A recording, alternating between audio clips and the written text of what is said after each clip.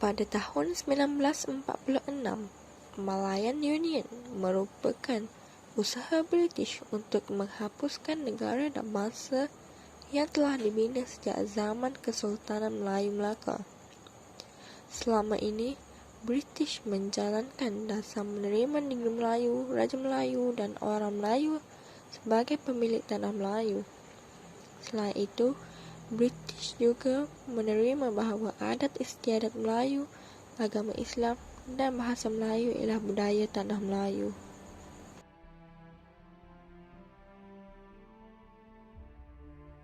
Kerajaan British memperkenalkan Malayan Union berdasarkan beberapa sebab. Antaranya termasuklah sebagai persediaan kepada tanah Melayu ke arah membentuk pemerintahan sendiri. British juga menginginkan pentadbiran yang licin dan menjimatkan kos. Sebelum Perang Dunia Kedua, tanah Melayu terbahagi kepada 3 unit pentadbiran yang berbeza iaitu Negeri-Negeri Selat, Negeri-Negeri Melayu Bersekutu dan Negeri-Negeri Melayu Tidak Bersekutu.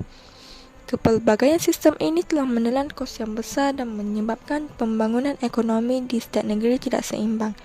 Selain itu, British berhasrat membentuk sebuah bangsa Malayan Union supaya golongan pendatang dapat melupakan negara asal mereka dan menumpukan taat setia kepada Malayan Union.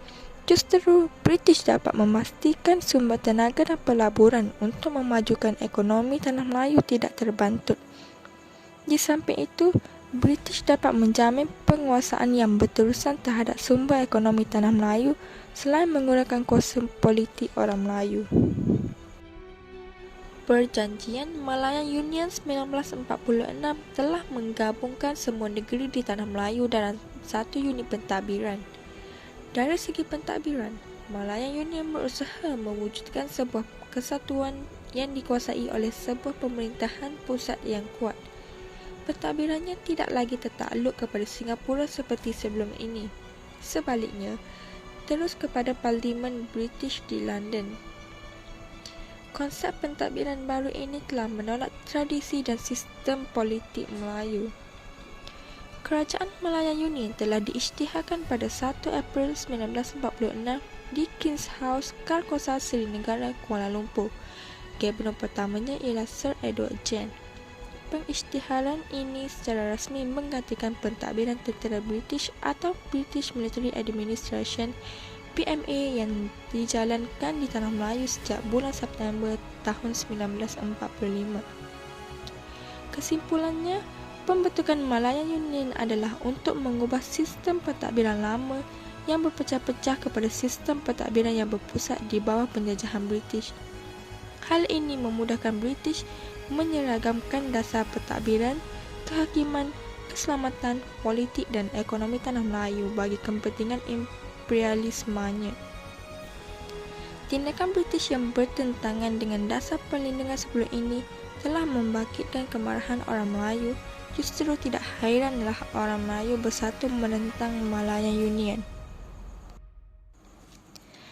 Syarat-syarat utama perjanjian Malayan Union ialah semua negeri Melayu bersekutu dan negeri Melayu tidak bersekutu serta negeri Selat disatukan. Seorang Gubernur British yang dilantik oleh Baginda Ratu England akan mengetuai Malayan Union. Majlis Eksekutif dan Majlis Undangan Malayan Union dibentuk. Singapura diasingkan kerana kepentingannya sebagai pelabuhan bebas. Kewarganegaraan sama rata dengan prinsip jus soli menjadi asas kerakyatan Malayan Union. Raja-Raja Melayu menjadi ahli Majlis Raja-Raja Melayu yang hanya membincangkan soal agama Islam dan adat istiadat Melayu. Seorang pesuruhjaya negeri dilantik bagi setiap negeri sebagai ketua pentadbir.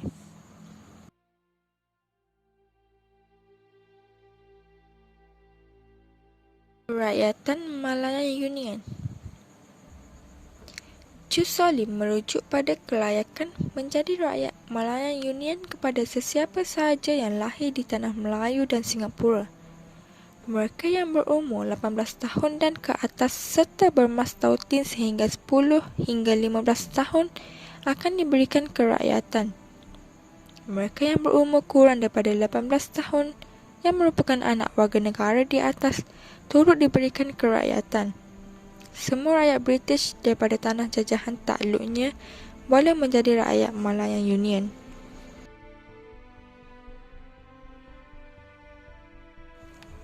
Pelbagai reaksi penduduk tanah Melayu muncul apabila Malayan Union diperkenalkan. Kebanyakan daripada mereka menentang Malayan Union disebabkan oleh beberapa faktor. Pertama, orang Melayu membantah tindakan Sir Harold MacMichael yang menggugut Raja-Raja Melayu bahawa baginda akan diturunkan daripada tahta sekiranya enggan menerima Malayan Union seperti yang terjadi kepada Sultan Badli Shah Kedah. Kedua, kebanyakan sultan tidak diberikan masa yang cukup untuk berunding dengan Majlis Mesyuarat Negeri seperti yang berlaku kepada Sultan Perak. Ketiga, terdapat sultan yang menandatangani perjanjian Malayan Union atas dasar setiakawan kepada British seperti Sultan Selangor dan Sultan Johor. Bagi orang Melayu, keadaan selepas Perang Dunia Kedua tidak sesuai untuk British membuat pembaharuan politik. Orang Melayu secara prinsipnya menentang penghakisan kuasa Raja-Raja Melayu dalam Malayan Union. Raja-Raja Melayu hanya menjadi ahli Majlis Raja-Raja Melayu tanpa sebarang kuasa. Mereka juga kehilangan tahta dan kredibiliti sebagai ketua orang Melayu walaupun masih membincangkan soal agama Islam, tetapi zakat fitrah dipungut di bawah nama Gubernur Malayan Union. Keadaan ini bertentangan dengan kedudukan sultan sebelum ini yang merupakan ketua agama Islam. Justru, orang Melayu bimbang agama Islam akan tercabar. Pemberian kerakyatan yang longgar kepada orang dagang juga ditolak oleh orang Melayu. Dasar terbuka British ini dilihat akan mengancam status quo orang Melayu sebagai pribumi. Jumlah orang Melayu akan menjadi kecil dengan kemasukan orang dagang, manakala ekonomi dan pendidikan mereka akan bertambah mundur. Orang Melayu juga bimbang akan kehilangan warisan tamadun yang telah dibina oleh kerajaan Melayu seperti Kesultanan Melayu Melaka. Bagi mereka, pengenalan Malayan Union akan menghapuskan sejarah yang dibina oleh kerajaan tersebut. Lantaran itu, kebanyakan orang Melayu menentang Malayan Union dengan mengadakan demonstrasi secara besar-besaran di Kota Baru seramai 10,000 orang dan di Kedah seramai 50,000 orang berarak menentang Malayan Union pada Januari 1946. Bagaimanapun, terdapat juga sebahagian kecil yang menyokong Malayan Union, antaranya termasuklah orang dagang dan orang Melayu radikal. Orang Melayu radikal ialah kumpulan orang Melayu yang menolak sistem politik feudal dan memandang Indonesia sebagai inspirasi. Juga menyokong penubuhan negara Melayu Raya dan bergabung dengan Indonesia Raya. Kebanyakan mereka berasal dari Indonesia. Orang dagang dan golongan Melayu radikal bersetuju dengan dasar menyatukan negeri-negeri Melayu menjadi sebuah unit politik untuk melicikkan pentadbiran. Mereka juga menyokong dasar sama rata Malayan Union yang akan menghapuskan hak-hak perlindungan kepada orang Melayu. Kerakyatan Malayan Union yang terbuka juga disokong kerana mereka boleh mengekalkan kerakyatan asal masing-masing.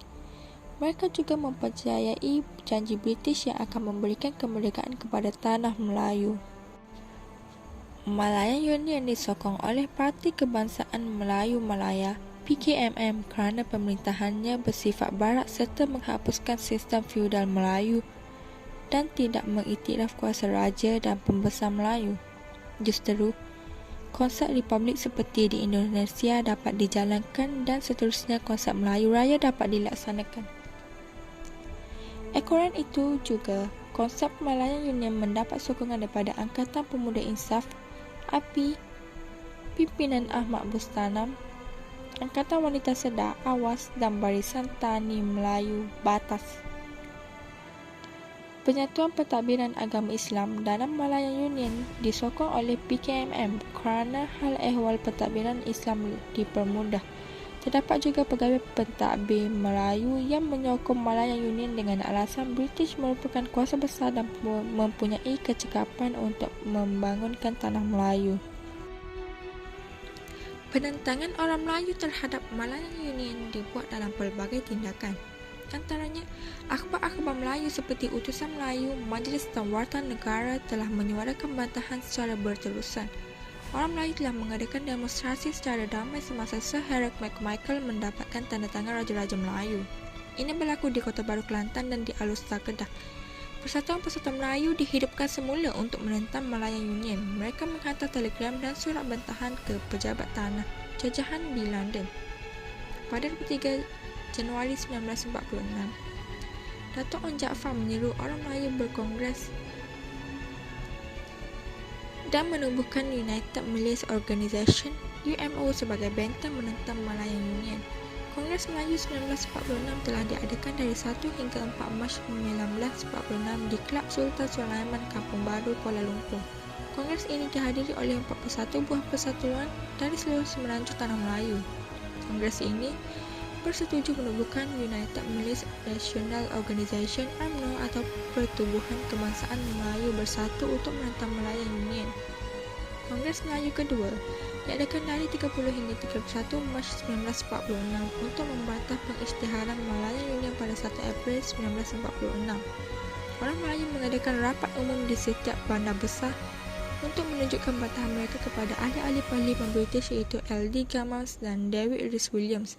Raja-Raja Melayu telah berkumpul di Kuala Kangsar pada 8 April 1946 untuk menyatakan bantahan mereka kepada ahli-ahli Parlimen tersebut.